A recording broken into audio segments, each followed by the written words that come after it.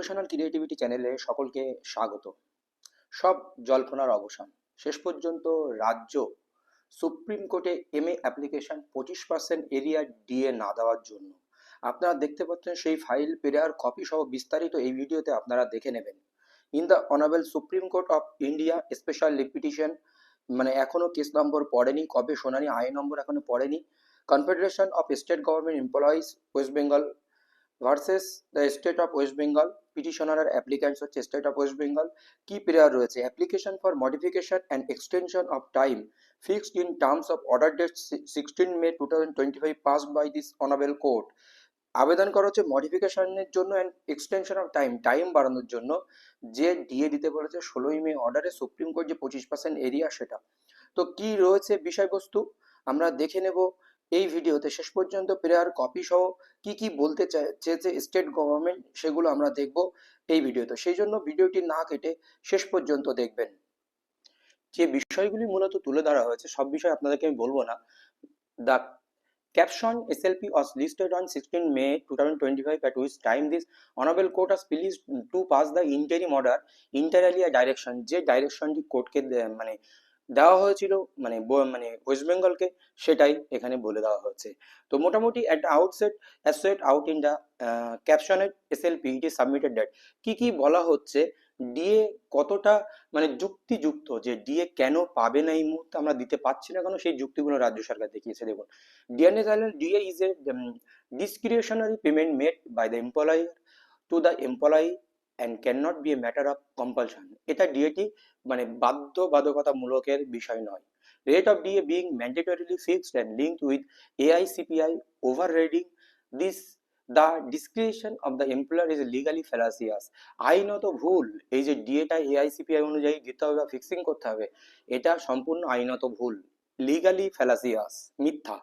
Recommendation of any pay commission either at the state level or the central level can never be binding on state or central government.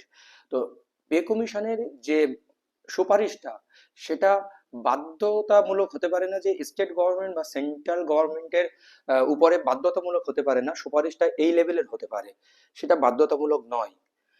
A state government cannot be compelled to comply with DA rates being paid by the central government to its employees, since this would be unconstitutional and in violation of the federal structure. এটা হচ্ছে যুক্তরাষ্ট্রীয় কাঠামো, যেটাকে বলা হয় state government can not be compelled. State government বাধ্য নয় to comply with DA rates. DA rates তারা যে ডিএ যে রেটস রয়েছে বাই দ্য সেন্ট্রাল গভর্নমেন্টের মতো এমপ্লয়ীদের স্টেট গভর্নমেন্ট বাধ্য নয় ডিএ দিতে, সেটা সম্পূর্ণ unconstitutional and violation of the federal structure, যেটা যুক্তরাষ্ট্রীয় কাঠামোকে মানে যুক্তরাষ্ট্রীয় কাঠামোকে ভায়োলেশন করে এবং আনকনস্টিটিউশনাল, অসাংবিধানিক, সেটা বলা হচ্ছে এখানে। Rules framed by state fixing it is own rate, mode and manner of payment of DA and memorandum issued thereunder from time to time cannot be indirectly rendered infrastructure by compelling it to adopt the same rate of DA as fixed by the central government.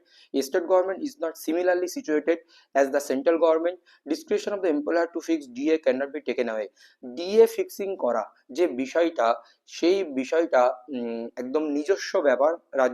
রাজ্য তার নিজস্ব মানে সমস্যার উপরে ভিত্তি করে, তার নিজস্ব কাঠামোর উপরে ভিত্তি করে সে তার ডিএ দিতে বাধ্য। সে টোটালি সে কর্মচারীদের ইচ্ছার মতো দিয়ে দিতে বাধ্য নয়। State government is not similarly situated as the central government. Central গভর্নমেন্টের মতো কেন্দ্রীয় সরকার মতো রাজ্য সরকার একই অবস্থায় নেই, এই বিষয়টা এখানে বোঝাতে দেওয়া হচ্ছে। এই বিষয়গুলো রিলাই আপন করা হয়েছে।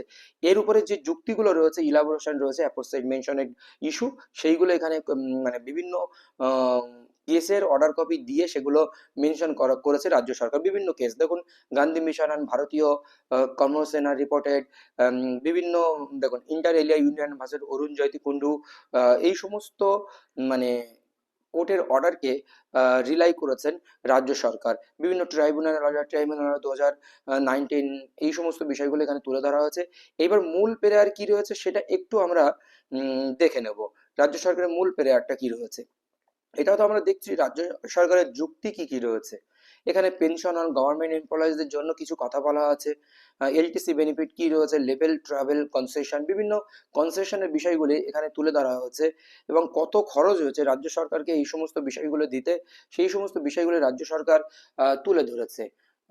এখানে a snapshot of some important feature of scheme can, বিভিন্ন স্কিমে, হসপিটালাইজ স্কিমে কি কি খরচ হচ্ছে রাজ্য সরকারের সেই সমস্ত বিষয়গুলো, child care leave and paternity কাম ছুটিগুলো কি রয়েছে রাজ্য সরকারি কর্মচারীদের সেই সমস্ত একটু বিষয়। অ্যাডিশনাল কম্পেনসেটরি লিভ, মানে লিভের সঙ্গে সংযোগ স্থাপন করছে, মানে এটা ফিনান্স ডিপার্টমেন্টের, মানে ছুটিগুলো তো ফাইন্যান্স ডিপার্টমেন্ট থেকে আসে সাধারণত আমরা দেখি। তো এই বিষয়গুলো এখানে রয়েছে। এইবার আমরা মূল প্রেয়ার কপিতে চলে যাচ্ছি। সেই প্রেয়ার কপিতে কি রয়েছে আপনারা দেখুন। দেখুন এই যে prayer copy, in view of aforesaid facts and circumstances the applicant most humbly pray that this honourable court be pleased to pass the following orders: modify the order date 16 May 2025 by granting a further period of 6 months to the state of West Bengal to develop in norms and principle of payment of DA under the ROPA 2009 as directed by the tribunal order after taking into consideration inflation on the basis of AICPI number 1982 equal to 100 as well as to deposit 25% of area of DA payable as determined in the honourable court. Modify করতে বলছে order date 16 মে 2025, মানে further 6 মাস বাড়াতে বলছে state government of West Bengal. এটাকে আরো নতুন করে 6 মাস extend করতে বলা হচ্ছে। এটা যে আজকে দিন শেষ হয়ে যায়, এখান থেকে আরো 6 মাস বাড়াতে বলা হচ্ছে। নর্মস অ্যান্ড প্রিন্সিপাল পেমেন্ট, এছাড়াও মানে মানে দিয়ে দেওয়ার যে নর্মস প্রিন্সিপাল গুলো রোপা 2019 অনুযায়ী সেইগুলো এখনো ঠিক করতে তাদের সময় লাগবে।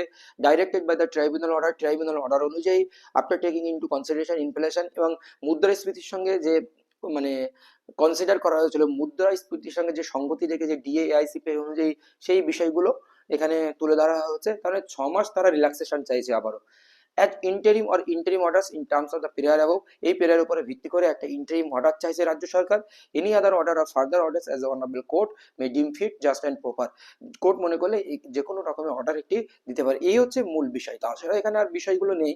এখানে বিভিন্ন, তারপরে এখানে সুপ্রিম কোর্টের বা রাজ্যের ট্রাইব্যুনাল থেকে শুরু করে রাজ্য হাইকোর্ট থেকে শুরু করে বিভিন্ন অর্ডার কপি এখানে তুলে ধরা হচ্ছে। তাহলে শেষ পর্যন্ত জল্পনা অবসান, রাজ্য সরকার আপাতত ডিএ 25% দিচ্ছে না যতদিন এই যে মানে আইএ ফাইল মডিফিকেশন এটা যতদিন না মিটছে।